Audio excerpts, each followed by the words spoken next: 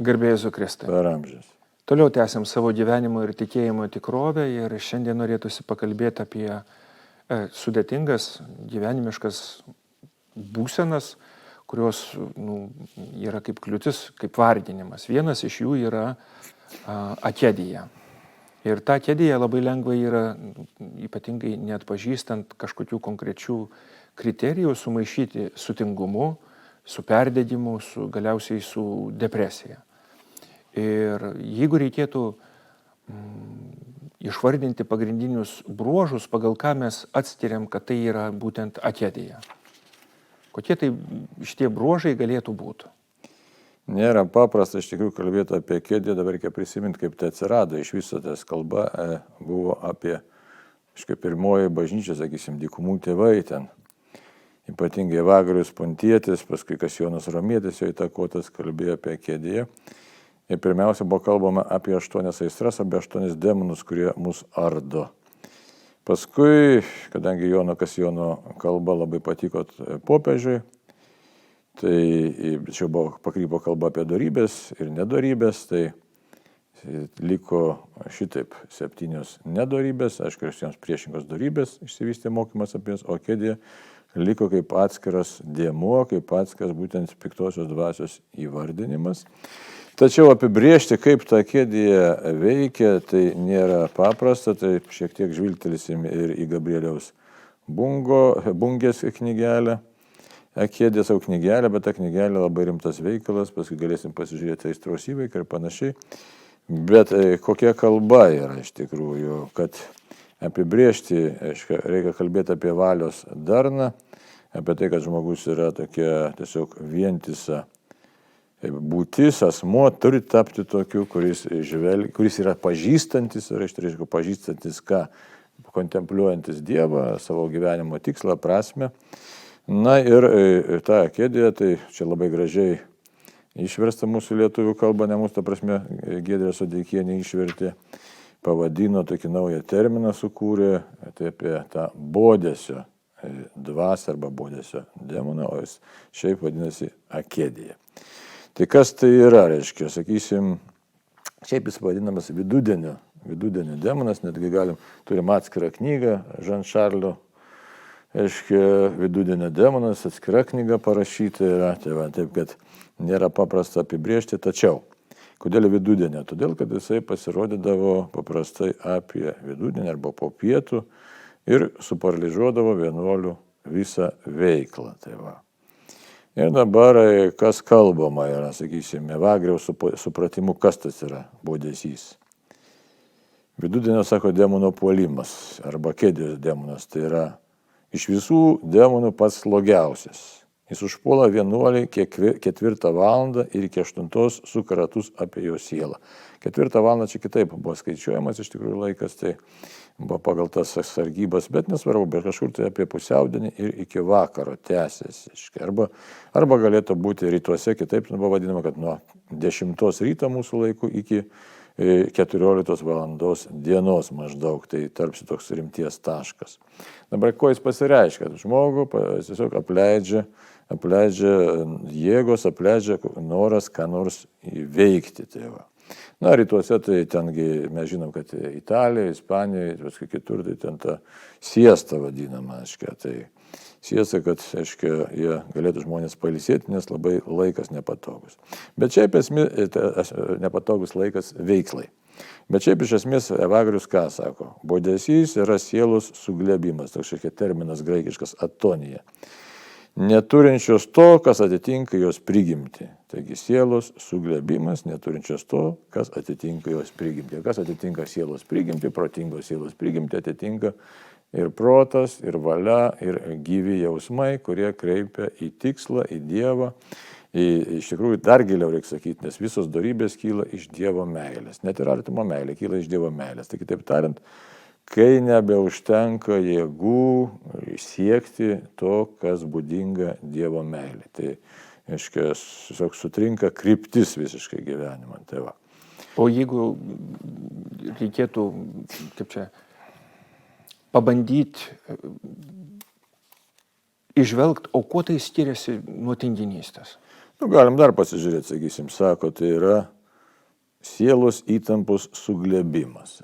Suglėbimas. Jeigu nuo tinginystės arba nuo kokio nors ten ligos skiriasi tuo, kad objektyviai nėra tokių priežasčių paprastai, kurios sąlygotų tokį žmogaus, tiesiog apsnudimą, tokią savijautą, nėra tokių priežasčių aiškių. Ir dar ką sako, tai yra suglėbimas tuštumos, nuobodžio. Labai svarbus dalykas yra nuobodžio. Viskas yra tuščia ir nuobodu. Net tas, kas anksčiau džiugindavo, aiškiai, nedžiugina. Ir aišku, čia nėra gal paprasta atskirti nuo paprastos ar nepaprastos ar depresijos, arba galbūt nuo depresyvios nuotaikos, nes depresija to ilgai užsitęsęs yra buvis, ne? Bet dar ne viskas čia yra, sako, tuštumos, nuobodžio, apmaudo jausmas, nes negebėjimas susitelkti ties konkrečių darbų, apsnudimas ir širdies baimė. Ir šitą tokia, dabar tokių svarbių dalykų čia išvardina, ne, tai širdies baimės. Galėtume sakyti, šiais laikais tai kažkiek tai mums yra būdinga, toksio kalba apie nerimą, apie paniką šiek tiek, tai dabar labai plačiai paplitę pas mus dalykai, bet niekas nekalba apie kėdės dvasią, aiškiai, psichologijos pasaulio, psichoterapistas nepriimta gal taip sakykime. Taip, kad galima būtų pagalvoti, o galbūt ne vien tik tai yra grinai psichologiniai dalykai, bet jie turi kažkaip visai kitokį atspalvį, kitokį pagrindą. Tai va. Jo lab, kad čia Gabrielius Bungė ką kalba, sako, kad šitas fenomenas, žinomas nuo antikos laikų, apie tai kalba antikos filosofai, kalba bažnyčios tėvai, apie tai kalbėjo žinomus teologas Romano Gvardini, ir apie tai kalbėjo Blezas Paskalis, Kierkegardas, kuris šioks filosofijos atstovas, jis kalbėjo apie melancholiją. Taigi, taip kad dar akedijos dvynys yra baimė, egzistencinė baimė, egzistencinė tuštuma. Tai va, taip kad čia tokių gali būti labai tokių įdomių dalykų. Tai va. Dar jeigu taip, tiesiog jeigu grubiai tai pasakyti, tai akedija pasižymi tuo, kad žmogus nenori būti savo įprastinėje vietoje, bet nori eiti kažin kur. Ir tikisi, kad ten kitoj vietoje jam bus geriau. Bet kai nueina į kitą vietą, sakysim, čia nesvarbu, nuėjau į kino teatrą, dar kažkur, tačiau ten taip pat esu nepatenkintas ir žodžiu, vėl norisi dar eiti kažkur, tai ieškoti kažkuo. Tai gali kartais atrodyti, kad tai labai panašu į nerimo būseną, bet jeigu panagrinėjus iš tikrųjų priežastis, tai galima atpažinti ir kažkokį tai arba konkretų skirtumą. Taip, kad nesreikia, kaip čia, dykumų tėvai ir sakė, ypač Evagrius Pontietis, kad reikia atpažinti skirtumus tarp demonų, įsidėmėti laiko aplinkybės, ištirti mintis, nes čia nėra taip paprasta kalbėti, mintis, iš kurios kilo, santykiai su daiktais. Žodžiu, pasižiūrėti, kas mus pajudino tokiai savijautai. Taip, kad nėra taip paprasta. Dar kas atsiranda, sako, bodesys atsiduria ties viduriu, tai yra tarp žemųjų ir subtiliųjų aistrų, tiesiog kaip galutinis taškas. Tai kitaip tariant, čia taip įdomiai, kalbama apie išdidumą ir puikybę. Taip, kad ten, kur akedija, ten galima paprastai atpažinti ir išdidumą, ir puikybę. Čia labai įdomu, nes jeigu štai toks niuansas yra labai stiprus niuansas, nes jeigu mes taip kalbėsime apie kažkokį nerimo sutrikimą, kas ten, dabar labai plačiai, yra gydoma, tai irgi manau, kad psichoterapeutai turbūt atrastų, kad ten ir nerimo, ir puikybės, bet akedija tai neišvengiamai susijus ir su išdidumu ir puikybė. Tai reiškia, netenkina tai, ką aš turiu, nėra dėkingumo Dievui. Taip, kad melstis nesinori, tai reiškia, liūdesys užpuola. Taip, kad nėra toks įdomus dalykas. Sakysim, Evagrius ką kalba, reiškia, tokius dalykus sako. Bodesys ypač glaudžiai susijęs su liūdesiu. Ta prasme, kad liūdesys virsta bodesiu, tai akedija. Tai pirmiausia, žmogus jis pradeda kažkodėl tai liūdėti arba išsigąsta ko nors. Ne? Tai netgi tais mūsų atvejais, kai, sakysime, pažįstame asmeniškai dalykai, kai pajunti savo negalavimą kažkokį tai Ir kas pirmiausia įvyksta? Pirmiausia ateina baimė, o paskui ateina liūdesys ir tada imi bodėtis visko, nes net ir prasmingais dalykais, kurie iš tikrųjų yra prasmingi dalykai. Tai už tai skiriasi, kad kitas žmogus, žiūrėk, net ir būdamas sunkioje situacijoje, bet jis turi gyvenimo tikslą, nepraranda to tikslo ir net sunkioje situacijoje jisai toliau dirba ir mato prasmę. Tam aš kaip pavyzdį galiu pasakyti, štai turim aistros įveiką, ne knygą. Čia irgi kalbam apie vangumo aistrą. O galime pacituoti, kas tas yra vangumas. Pašnekovams tiesiog norėtume priminti, kad akedija, bodesys ir vangumas yra tas pats terminas. Taip. Bodesys, akedija, vangumas. Vangumo aistra. Jonas Kopėtininkas, reiškia, čia ką sako ir pasakysiu, kodėl aš čia dabar cituoju.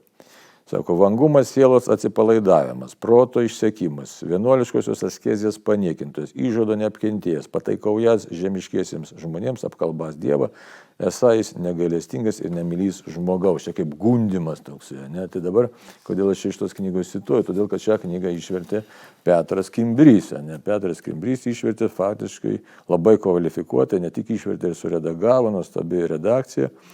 Bet esmė kokia, kad išvertė tą knygą ir suredagavo, būdamas jau invalido vežimėlį, negalėjo judėti, kojos nejudėjo, jam buvo pilve išvestas stoma ir jis vieną akim nematė. Ir aš užeidavau, jis sakiau, Petrai, tai kada tu baigsi versti tą knygą? Ir jisai sako, būtinai baigsiu ir neužilga po šito vertimo, tos knygos vertimo jis numirė. Tai va taip, kad garbingai, kaip sakyti, iki galo jautė prasme kažką tai daryti dėl Dievo ir dėl žmonių. Tai va. Taip kad, visai čia gali būti, mes galim kalbėti apie psichologinės mūsų problemas ar kitokias, bet labai gali būti, kad demonas pasinaudoja mūsų psichologinę, ir taip yra iš tikrųjų, be priežastimi ir mus stumia į tokį bodės, į tą akediją, kad mes nustotume prasmingai, galim taip sakyti, prasmingai gyventi, Dievo mylėdami gyventi. Tai yra. Toks, dar čia kas gražaus, ar prasmingas, ar gražaus, tai čia to graužia, žinai.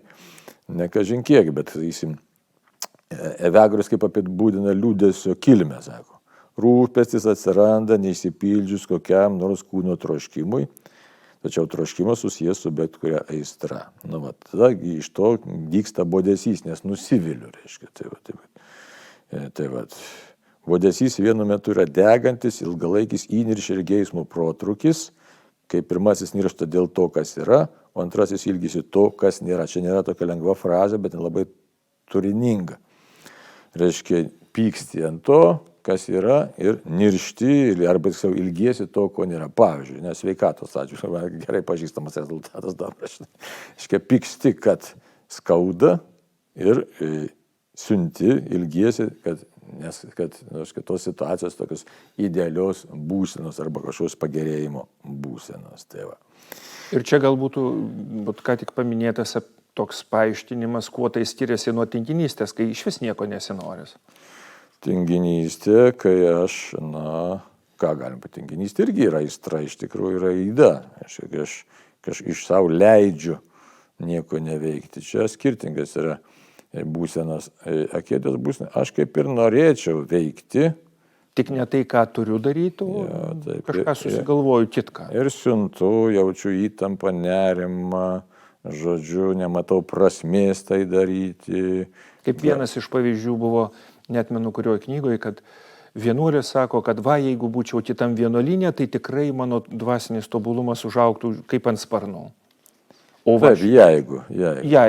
Ir kad svetima žolė visada žalesnė. Turiu išeiti, palikti savo kovos vidinės, turiu ieškoti kažkokių kitų aplinkybių, o tinginys net nesistengtų. Čia Evagriaus galiu dar vieną tokią labai galingą mintį pasakyti. Sako, akedijos buvimo vieta yra loginės sritis, tai yra praškai, nėra tame logikos. O ji pati visiškai iracionalus fenomenas. Ir dabar ką jis dar sako? Bodesio apimtasis nekenčia visko, kas čia yra, ir trokšta to, ko čia nėra. Tai va. Ir tada žmogus jisai, kitaip tariant, psichologinė kalba galėtume sakyti, yra tam tikras frustracijos fenomenas. Ir tai yra tas akedijos. Čia pagal tą apibrėžimą, tai jeigu išvertus į paprastą buitinę kalbą, tai yra tas žmogus, kuris negyvena čia ir dabar. Taip, arba tu gyvena, bet nepatenkintas. Jis nepatenkintas yra. Ir tai rastume turbūt pakankamai daug skaičium žmonių, kurie yra vardinami šito bodėsio. Gali būti labai, žiūrėk, kaip įdomiai sako, akedija yra akligatvis sielos gyvenime. Bjaurėjimasis viskuo, kas yra. Lydimas neiškaus troškimo turėti tai, ko nėra.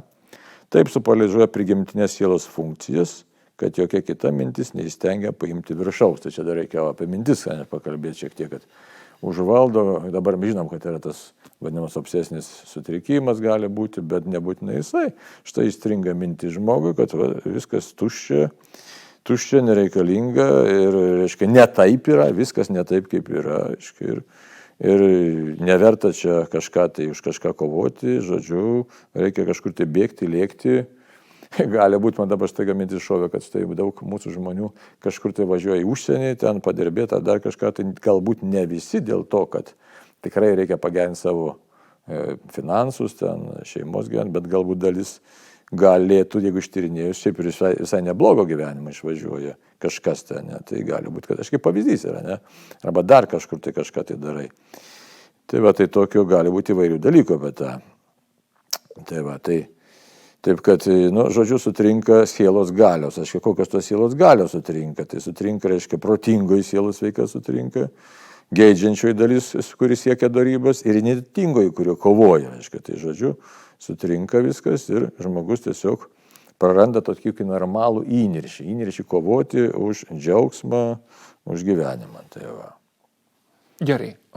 Konstatuojam faktą, kad yra toks dalykas ir pagal tuos apibrėžimus ir paaiškinimus, tai tikrai daugiau ar mažiau kiekvienas yra galbūt susidūręs. Jeigu netiesiogiai, tai savo aplinkoje tikrai pažįsta tokį žmogų.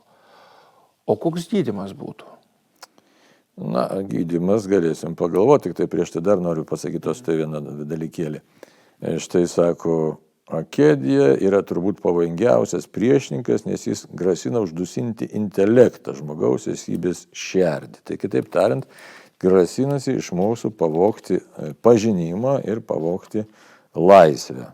Dar bodisio raišką dar galima apie tą sielos atoniją. Čia žiūriu, sužymėta, reiškia, yra eilė visokių dalykėlių dabar, reiškia, kas čia kaip pasireiškia, įdomiai labai, čia verta turbūt pasižiūrėti, kaip ta bodisio raiška taip ir vadinasi.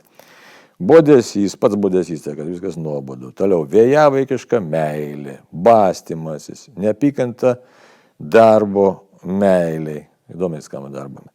Vienumos kova, reiškia, bodėjimasis giedoti, tingėjimas melstis, askezės švelninimas, nelaiko apėmęs naudulys, iš kojų verčiantis miegas, vienatvės našta, neapykanta celiai, ta prasme savo gyvenimui čia ir dabar. Priešinimasis askezės pastangoms, ištvermės priešingybė, meditacijos trukdymas, raštų neišmanimas, liūdėsio draugas, alkio variklis, kas atkalbė, kas kartais valgo, sako, nerimo valgymas. Tai gali būti labai, kad tai būtent tas bodėsio arba akedijos pasireiškimas pažadintas jau tos lampinėjančios dvasios. Tai va.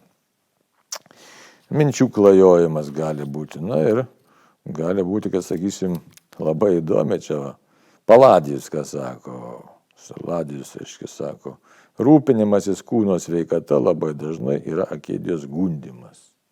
Čia, tai koks per didelis, reiškia, rūpinimasis kūno sveikata, tai galim net kalbėti, kartais susidurėm su hipochondriniu mąstymu ar laikysena ir nebūtinai tai turi būti, pasirodo, psichologinė problema arba ne vien tik psichologinė problema. Tai nes akedija siunčia baimę ir tada problema arba Evagrius tikrai gerai žinojo, kad psichinė ir fizinė lyga sieja slaptas ryšys. Tai reiškia, Enteretikos jis, reiškia, parašė tokį skyrių apie liūdesį ir ten aprašo, reiškia, psichosomatinius elementus. Reikia atsiminti, Evagrius, Pontietis 1500 metų, maždaug iki Freudo. Tai va, taip, kad vienas žemiausių asmenų, kurie ištyrinėjo, suprato Dievui vedant, kas yra žmoguje. Tai va.